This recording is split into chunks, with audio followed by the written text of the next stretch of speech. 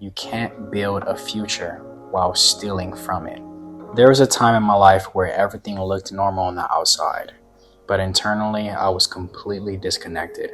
I went to school every day, not because I knew where I was going in life, but because I wanted to make my mom proud by graduating. I didn't know anything about money, health, or purpose. I'd come home, skateboard with my friends, play some Call of Duty, eat the same food, see the same people, go to the same places every single day.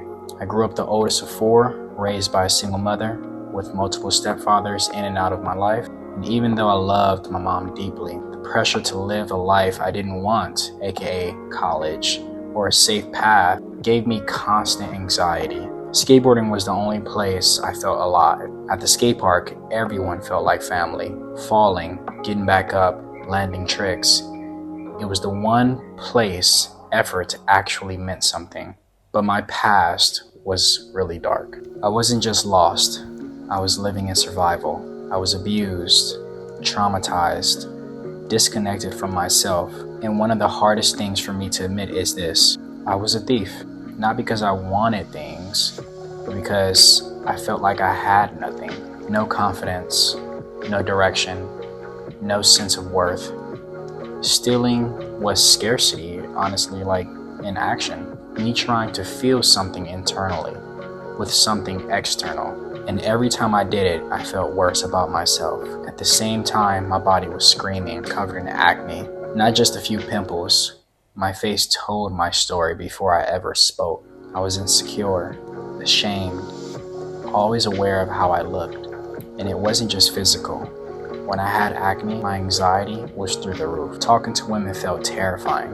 I'd overthink literally everything. My skin, my face, my presence.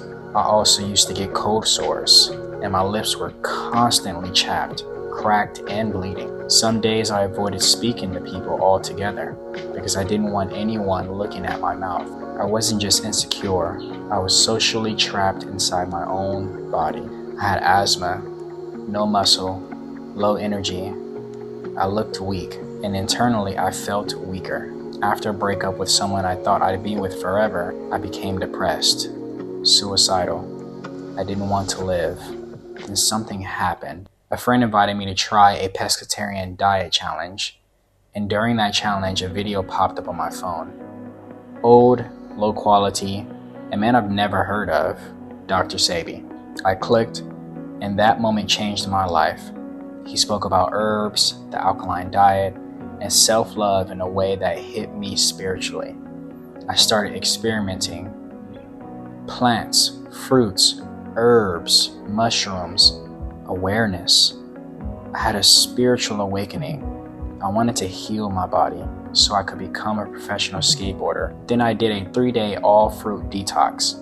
I did it wrong. I got really skinny, but I felt amazing. And I realized something I couldn't unsee. The food people were eating was shaping their health, their behavior, their decisions, their thoughts, feelings, and emotions.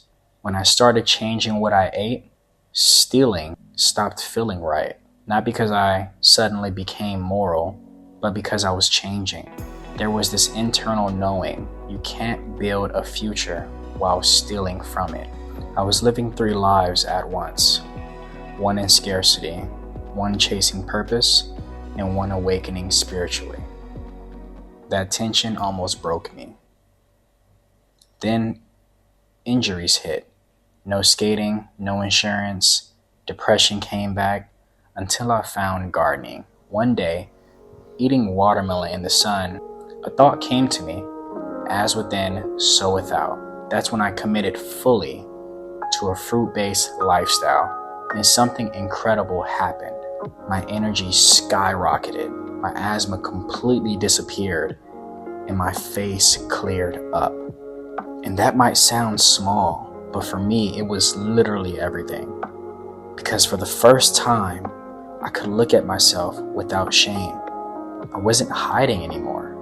I built muscle, I got a 6-pack, but more importantly, the kid who stole out of scarcity became someone who creates from abundance. The kid who hid behind acne became someone comfortable being seen. For the first time in my life, I wanted to live. Now I live intentionally. I travel, I run a business, I help others heal. And once my life changed, people started asking me how. That's when I realized something most wellness coaches miss. Healing isn't the problem, delivery is. Now I help wellness coaches bring their work online without burning out, without selling their soul, and without betraying their values. Because the world doesn't need more exhausted healers. It needs nervous system regulated, resourced leaders.